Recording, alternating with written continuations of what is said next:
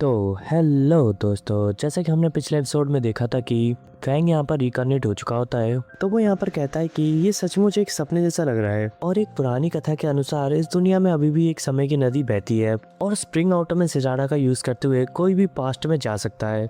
और इस बात को कुछ लोग तो अनसुना कर देते हैं और इसको झूठ मानते हैं और कुछ लोग इस पर विश्वास करते हैं और बहुत कम लोग ही इस पर विश्वास करने का साहस करते हैं, क्योंकि जब भी कोई स्प्रिंग ऑटोमन सिजारा का यूज करता है तो उसे अपनी जान से कीमत चुकानी पड़ती है।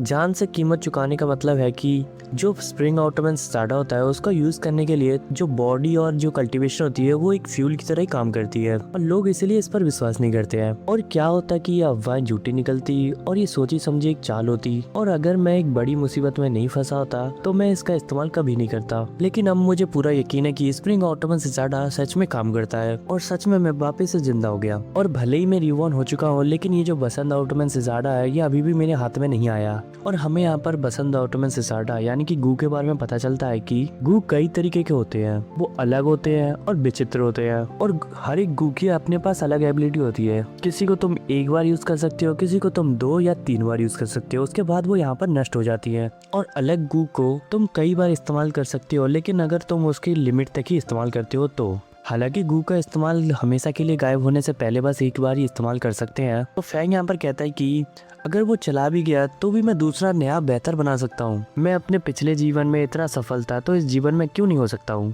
और गू के बिना भी मेरे पास 500 वर्ष की यादें और अनुभव है और मुझे अभी भी उन चीजों के बारे में पता है जो कि अभी तक खोजे नहीं गए हैं, वो कीमती ट्रेजर्स। और कौन कितना ज्यादा पावरफुल बनेगा, कौन कितना ज्यादा पावरफुल नहीं बनेगा, ये सब मुझे पहले से ही पता है। और 500 वर्ष की कॉम्बैट स्किल भी मेरे पास है। लेकिन सबसे मुश्किल बात यह है कि ये जो जगह है वो एक दूसरे से काफी दूर है। लेकिन मैं अभी जिस स्थिति में हूँ, मैंने अभी तक अपने प्राइमल सी को भी नहीं खोला और अभी तो मैं एक साधारण सा इंसान हूँ। मुझे तो बस एक मामूली सा शुगर आके एक टक्कर भी मारेगा तो भी मैं मर जाऊंगा। जितनी जल्दी हो सके मुझे अपनी कल्टीवेशन को करने के लिए प्लान रिसोर्सेज की जरूरत है। और मेरी वर्तमान हालत ऐसी है कि मैं खतरनाक पहाड़ों को पार करके वापस जा या आ नहीं सकता हूँ। और किंग माओ माउंटेन तो एक छोटा सा पहाड़ है और गोयू ब्लेस तो एक पिंजरे जैसा लग रहा है। लेकिन भले ही एक पिंजरा हो, मैं यहाँ पर सुरक्षित तो रह ही सकता हूँ और मैं बस कुछ समय के लिए ही इस पिंजरे में रहूंगा, जब तक कि मैं 30 रैंक के गू मास्टर तक नहीं पहुँच सकता। और ये कहते हुए वो यहाँ पर अपनी कल्टीवेशन करने के लिए बैठ जाता है। और जब वो यहाँ पर कल्टीवेशन करने के लिए बैठा होता है तभी अचानक यहाँ पर दरवाजे खोलते हुए कोई अंदर आता है और कहता है कि हेलो भैया, तुम क्या कर रहे हो। तो हमें यहाँ पर फैंग बताता है कि ये मेरा छोटा जुड़वा भाई है। तो फैंग का जो भाई होता है वो यहाँ पर कहता है कि मैंने देखा कि आपकी खिड़की बंद नहीं थी, इसलिए मुझे लगा कि मैं अंदर आके आपकी खिड़की को बंद कर दूं। और कल तो अवेकिन सेरेमनी है और इतनी रात हो गई है, तो क्या आप सो नहीं रहे बड़े भाई। और इस बारे में अगर आंट या फिर अंकल को पता चल जाता तो वो बहुत ही ज़्यादा चिंता में होती।